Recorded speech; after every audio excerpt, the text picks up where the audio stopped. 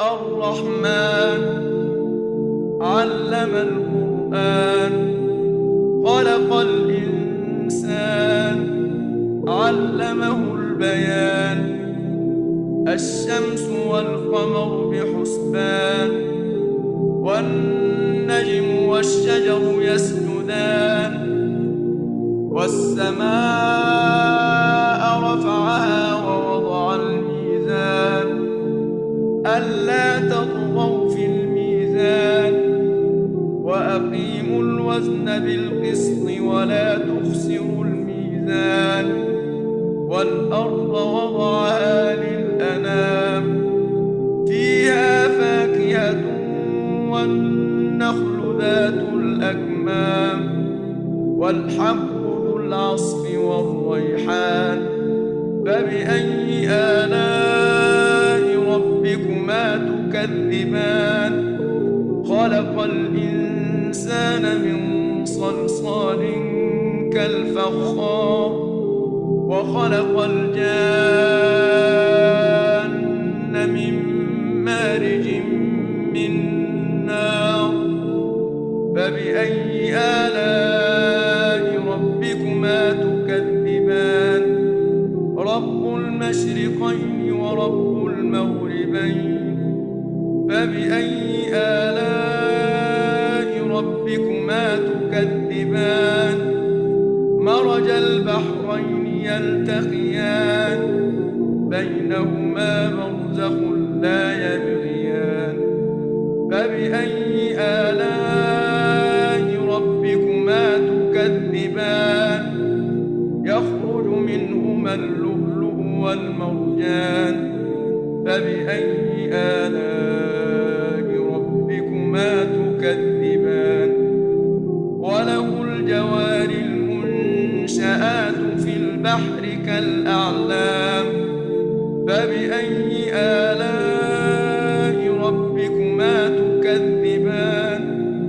كل من عليها فان ويبقى وجه ربك ذو الجلال والإكرام فبأي آلاء ربكما تكذبان يسأله من في السماوات والأرض كل يوم هو في شأن فبأي آلاء ربكما تكذبان سنفرغ لكم أيها الثقلان فبأي آلاء ربكما تكذبان يا معشر الجن والإنس إن استطعتم أن تنفذوا من أقطار السماوات والأرض فانفذوا لا تنفذون إلا بسلطان فبأي آلاء ربكما تكذبان يرسل عليكما شواظ من نار ونحاس فلا تنتصران فبأي آلاء ربكما تكذبان فإذا انشقت السماء فكانت وردة كالدهان فبأي آلاء ربكما تكذبان فيومئذ لا يسأل عن ذنبه إنس ولا جان فبأي آلاء ربكما تكذبان يعرف المجرمون بسيماهم فيؤخذ بالنواصي والأقدام فبأي آلاء ربكما تكذبان هذه جهنم التي يكذب بها المجرمون يطوفون بينها وبين حميم آن فبأي آلاء ربكما تكذبان ولمن خاف مقام ربه جنتان فبأي آلاء ربكما تكذبان ذواتا أفنان فبأي آلاء ربكما تكذبان فيهما عينان تجريان فبأي آلاء ربكما تكذبان فيهما من كل فاكهة زوجان فبأي آلاء ربكما تكذبان